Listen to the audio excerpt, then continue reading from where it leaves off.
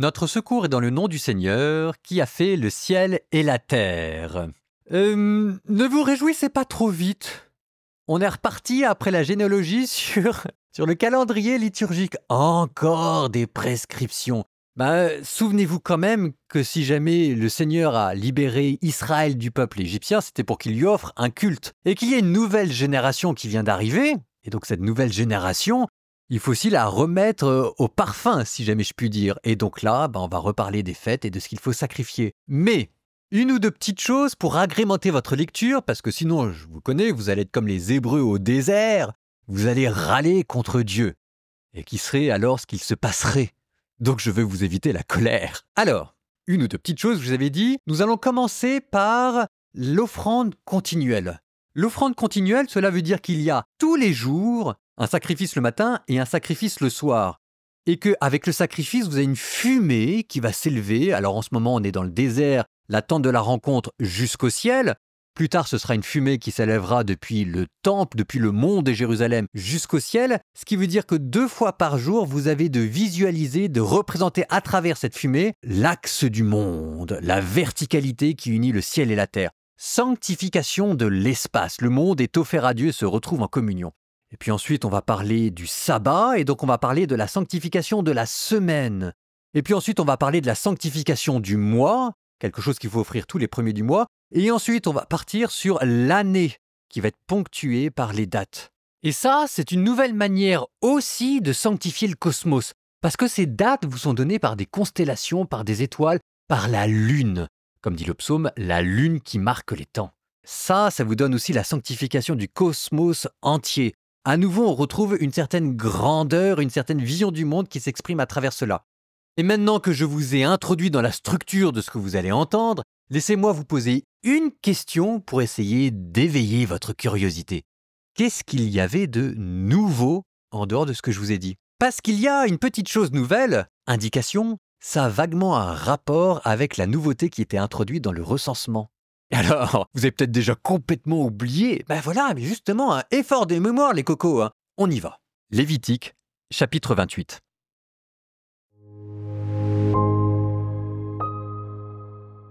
Le Seigneur parla à Moïse. Il dit « Donne cet ordre aux fils d'Israël. Tu leur diras « Les présents qui me sont réservés, mes vivres, sous forme de nourriture offerte en agréable odeur pour moi, vous aurez soin de me les apporter à la date prescrite. » Tu leur diras encore, « Voici la nourriture offerte que vous apporterez au Seigneur, des agneaux de l'année sans défaut, 2 par jour en holocauste perpétuel. Tu présenteras le premier agneau au matin et le second au coucher du soleil. Et comme offrande, un 10e d'épha de fleurs de farine pétrie dans un quart de mesure d'huile d'olive vierge. C'est là un holocauste perpétuel, tel qu'il fut fait au mont Sinaï, une nourriture offerte en agréable odeur pour le Seigneur. La libation qui l'accompagne sera d'un quart de mesure pour le premier agneau. C'est dans le sanctuaire qu'on versera pour le Seigneur la libation de boisson forte. Tu offriras le second agneau au coucher du soleil. Tu feras l'offrande de céréales et la libation comme le matin.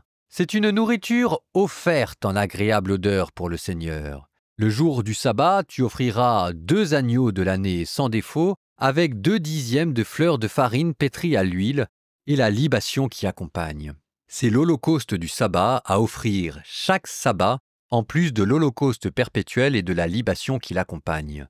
Au commencement de chaque mois, vous apporterez au Seigneur pour l'holocauste 2 taureaux, un bélier et 7 agneaux de l'année sans défaut. On ajoutera, comme offrande de céréales, 3 dixièmes de fleurs de farine pétries à l'huile pour chaque taureau, 2 dixièmes de farine pétrie à l'huile pour l'unique bélier, et un seul dixième de farine pétrie à l'huile pour chaque agneau. C'est un holocauste d'agréable odeur, une nourriture offerte pour le Seigneur. Et les libations qui accompagnent seront d'une demi-mesure de vin par taureau, d'un tiers de mesure pour le bélier et d'un quart de mesure par agneau. Tel est l'holocauste du mois à offrir chaque mois, tous les mois de l'année. On ajoutera un bouc offert au Seigneur en sacrifice pour la faute, en plus de l'holocauste perpétuel et de sa libation. Le premier mois, le 14e jour du mois, c'est la Pâque pour le Seigneur. Le 15e jour de ce mois, c'est la fête. Pendant 7 jours, on mangera des pains sans levain. Le premier jour, il y aura une assemblée sainte. Vous n'accomplirez aucun travail, aucun labeur. Vous apporterez en nourriture offerte, comme holocauste au Seigneur, 2 taureaux, un bélier et 7 agneaux de l'année. Vous les choisirez sans défaut. L'offrande qui les accompagne sera de la fleur de farine pétrie à l'huile. Vous en présenterez 3 dixièmes par taureau et 2 dixièmes pour le bélier.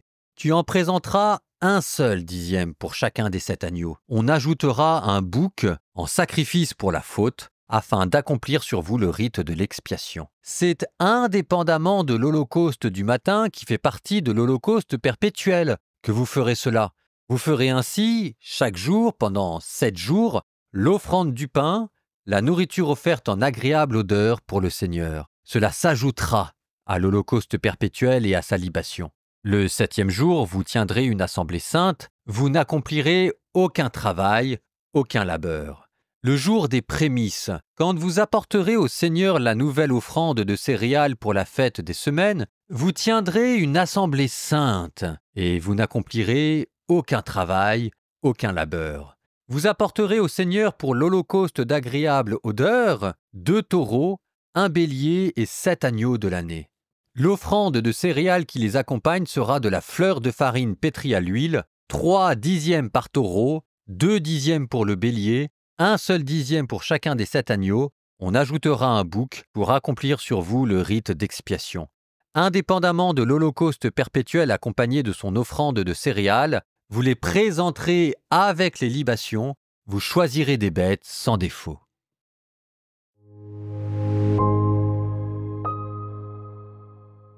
Eh bien, est-ce que vous avez trouvé ce qu'il y avait de nouveau ? Peut-être pas, j'avoue que c'est dur, et si jamais il n'y avait pas mes livres de commentaires, je serais bien en peine de répondre, quant à moi, à cette question.